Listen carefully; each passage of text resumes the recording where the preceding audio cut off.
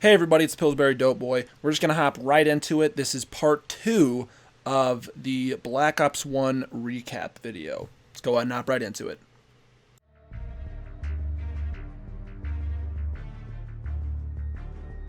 February 9th, 1968. Mason and company are shot out of the sky on their way to Viet Cong to gather evidence and eliminate Soviet Colonel Kravchenko.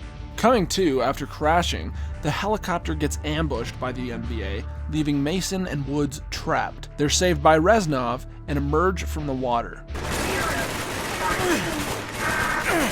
Hey, how you doing, little mama? Let me whisper in your ear. Tell you something that you might like to hear.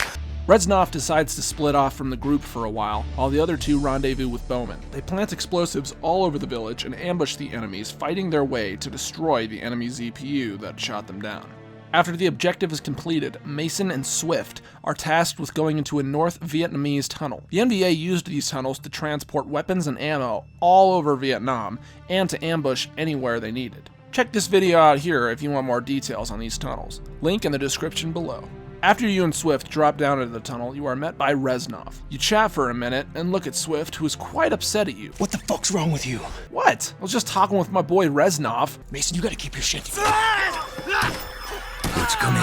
Go ahead, Mason. Swift's dead. We got VC crawling all over. Swift then meets a swift end.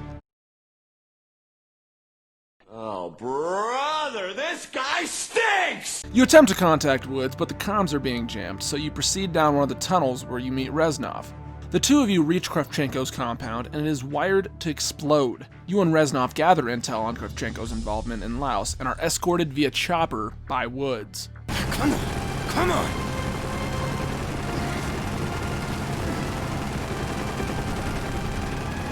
Let's get the fuck out of here!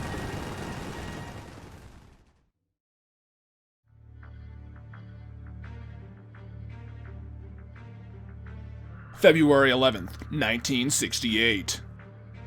The CIA had intercepted and shot down a Soviet cargo plane carrying Nova 6. Mason and his team were tasked to retrieve the precious cargo. Fighting their way up the Mekong River, the team wiped out loads of NVA resistance. A young man who was in the front gunner seat of the boat was shot and killed, showing the horrors of the war. That young kid didn't make it. I swear to God that Woods was crying. But he never let us see no tears. After the boat had been destroyed, they proceeded on land again, fighting their way to the downed cargo plane. Meeting heavy resistance, the team attempts to defend the plane, but ends up getting captured by the Soviets and handed over to the NVA to be tortured.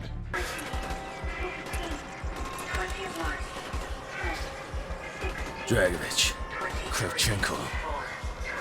It's been too long, miss. We must make up for lost time.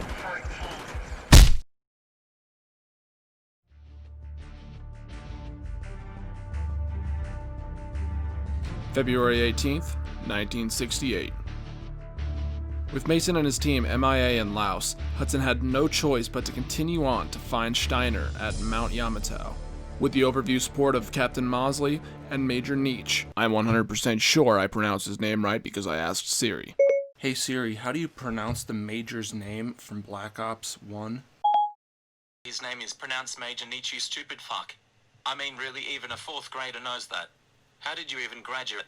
Fuck, it's a good thing you never went to college because you're dumb as nails. Hudson and his team were guided through the harsh snow to the internal comms relay station, where it would then be sabotaged. Internal comms line cut. Base is dark. Moving to second objective. Now with internal comms down, Hudson and his team can continue on with mission objective number 2. Destroy the external communications. With the element of surprise, the team easily clears the building and disrupts all communications. They exit the station only to meet a friendly RPG.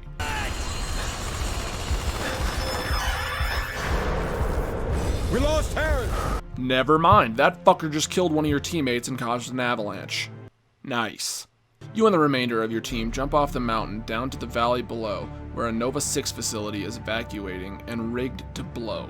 Hudson and his team soon find out there are sleeper agents all over the US and will be activated by a broadcast in 36 hours releasing Nova 6. Steiner tells them over the intercom where he is located and that he is the only one who can stop this. Dragovich doesn't like loose ends, so in turn he ends up killing anyone tied to Project Nova. Thus why Steiner is so eager to work with us. He tells us he's taking refuge at Rebirth Island in the Aerial Sea. While Steiner relays this important message, Weaver, rather than taking pictures of the map where Nova 6 strikes will occur, instead catches Hudson's good side. Oh yes, those will turn out very nicely. Oh yeah. Oh yeah. Work it. Baby, work it. After the photo shoot, Weaver begins to hotwire a vehicle. The facility then explodes, causing the entire mountain to create an avalanche. With the facility buried in snow, Hudson and Weaver escape by the hair on their chinny chin chins.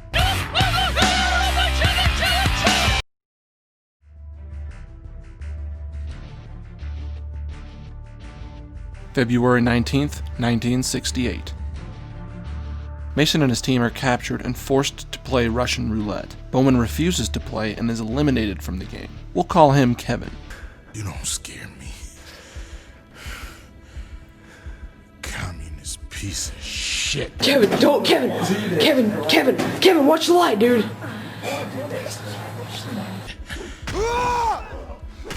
Bowman! Bowman! You fucking son of a bitch! Next! Rest in peace, Bowman.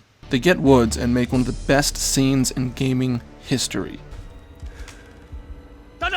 You can't kill me! You shoot, GI, you shoot! Fuck!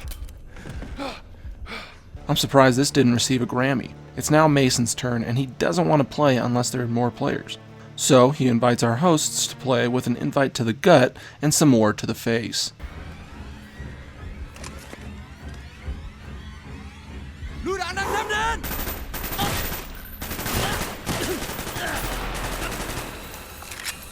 The Russian who killed Bowman is a coward and runs off. Mason and Woods proceed through the tunnel, killing all of their captors and finally coming across Kevin. They see him trying to escape and kill him. You're not going anywhere! You got him! For Bowman! For Bowman! They exit the tunnel and find a Russian hind. Woods asks the locals if they would be as kind as to let them borrow their helicopter, but the locals are very fond of it and open fire. Not taking no for an answer, they kill everyone in self-defense and take it anyways. On the way to Krivchenko's compound, they destroy a few oil lines and enemy compounds on the way, as well as engage with other enemy helicopters. The helicopter is badly damaged, so they decide to land it and proceed on foot. On their way inside, they find some POWs and rescue them, one of which is Reznov. Reznov explains how he and these men were transported here instead of locked up where Mason, Woods, and Bowman were. After talking with Reznov, Woods gets upset with you. Mason, what the fuck are you doing? You gotta get these guys out! What? I was just talking with my boy Reznov. Together, you all push towards Krivchenko. Breaking down the door, Mason gets blindsided. Krivchenko kicks Woods' ass, then targets you. He remembers you and says, I should have killed you in Vorkuta. Woods stabs him in the back. Krivchenko, however, won't die without Woods because he might have a crush on him. Woods throws himself and Krivchenko out of a bulletproof window and explodes. Rest in peace, Woods. Mason comes to, seeing a silhouette of who he thinks is to be Woods, but is instead Reznov. Helped to his feet, he observes a map and finds the location of Steiner. Dragovich, Krivchenko, Stein. All must die. For God's sake, where is the number station? All must die.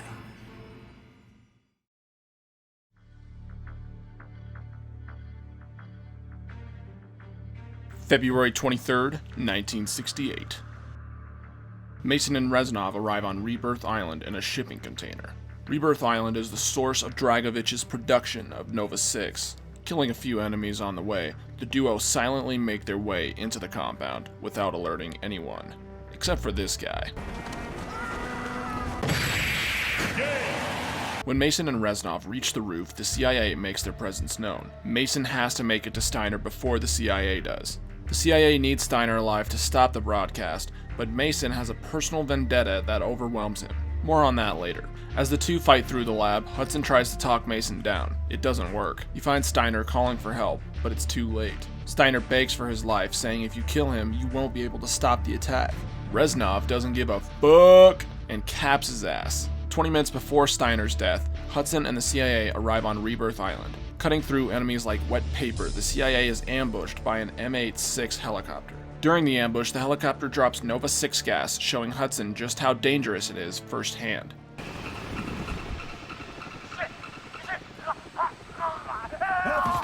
We're moving forward. Protect your hazmat suits. Struggling to make it through the gas, the CIA finally makes it to Steiner's lab. They get in contact with Steiner, beginning to bring the story full circle. On the way, Hudson sees the carnage Mason has left behind. They make it to Steiner, but not in time. Mason is seen about to execute him. But where's Reznov? All will be explained soon. Hudson and Weaver break the bulletproof glass by smashing it, interesting to say the least, as Mason says, My name is Victor Reznov, and I will have my revenge! And executes Steiner. They knock his ass out and bring him back under custody, taking the story back to present day. We need to bring him back. Let's go. This way. It will take us to the dock. This is Weaver. We have the package. We're on our way. Copy that. We're taking the docks now.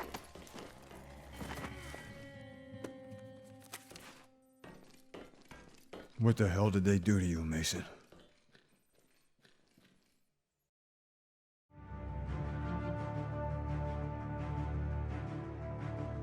February 25th, 1968. This is the most important mission of the game, so make sure you're paying attention. The interrogators are revealed to be Hudson and Weaver. Hudson tells Weaver to tell their superiors they failed. As he unties Mason, he says, I know you. You're not a traitor. Then immediately gets socked in the face. Let's watch my favorite part again, shall we? See, he's defenseless. No way he can protect himself. No way he can see. As Mason stumbles down the hallway, he remembers what happened to him in Vorkuta. I remember!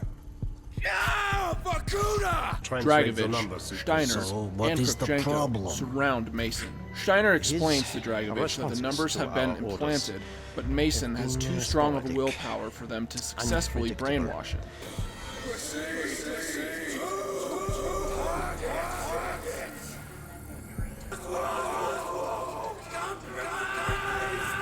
Lee Harvey Oswald was a sleeper agent, but was compromised. Mason was the one who was sent to assassinate John F. Kennedy. Mason gets turned around by Hudson and gets knocked out.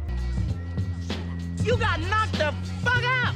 Hudson explains to Mason that Reznov sabotaged his brainwashing, instead using him to take out 3 new victims, Dragovich, Steiner, and Kravchenko. Hudson tells Mason Reznov has been dead for 5 years now. He died in the escape of Vorkuta. Reznov used Mason to carry out his own agenda. Hudson tells Mason they've been trying to break through his programming to find out where the numbers are being broadcasted from. Mason listens to the numbers, visualizing all these flashbacks. He finally discovers the location of the station. I know where the number station is. It's a ship. I saw it a long time ago. The RUSALKA. Where? Cuba.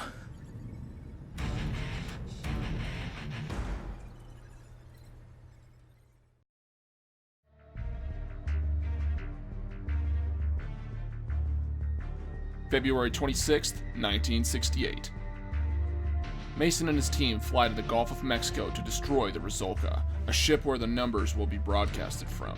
After destroying all AA guns and clearing NLZ, Hudson, Mason, and the rest of the team push in toward the location of the transmitter, hoping to destroy it before the numbers can be broadcasted. They continue to meet heavy resistance on the way, but push through nonetheless. Entering the lower docks, Weaver and his team are pinned down. You move in to assist, and together you all make your way towards the transmitter. The broadcast has started, and the location is confirmed. Hudson orders an airstrike on the ship that will bomb it all to hell, ending the broadcast. Mason, however, needs to make sure Dragovich will be killed. Not yet. We need to find Dragovich. In less than 15 minutes, the U.S. Navy is gonna blow this place apart. I made the mistake of not confirming the kill 5 years ago at Baikonur. You sure you're still not brainwashed? Would it matter? The son of a bitch needs to go down once and for all. Mason orders the rest of the team to evacuate while he and Mason find and kill Dragovich. They soon discovered that there was an entire facility acting not only as a broadcast station, but also a supply depot for Soviet submarines to use Nova 6.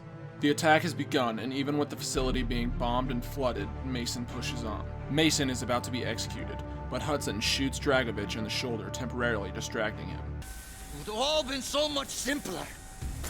With this new window open, Mason grabs Dragovich and throws his ass down with him. It is simple. I'm gonna kill you.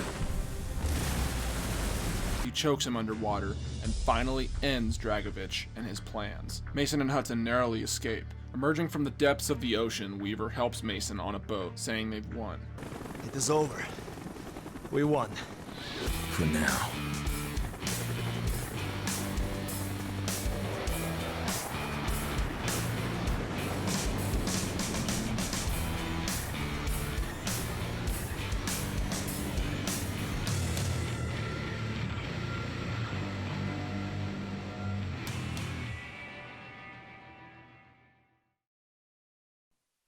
Zero, 11, 24, 11.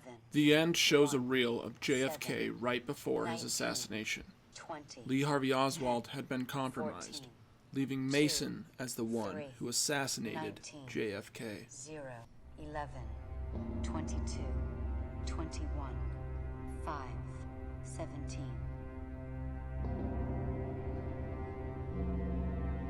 17, 0, 10, 2, 23, 1, 8, 11, 25, 22, 22. 9, 4, 6.5 12, millimeter.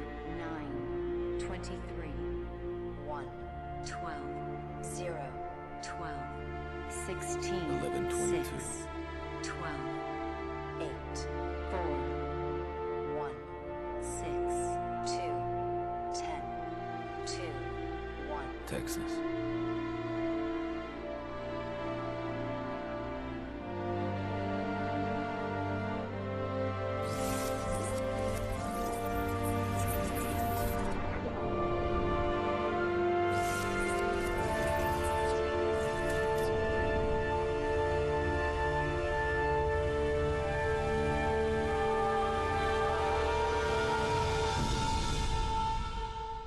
Ascension. And that wraps up the Black Ops 1 storyline. The events of Call of Duty Black Ops Cold War take place between the events of Call of Duty Black Ops 1 and Black Ops 2. Hey everyone, thanks for tuning in. This video took a really long time for me to make, and I'd really appreciate it if you guys could leave a like down below, or even comment what your favorite part of the video was. Let me know if you guys like these kind of videos. I plan on doing a Black Ops 2 video recap, but not anytime soon because Cold War is actually coming out tomorrow. So I'm pretty excited about that. So anyways, guys, again everyone, I hope you enjoyed, and I will see you in the next video. See ya!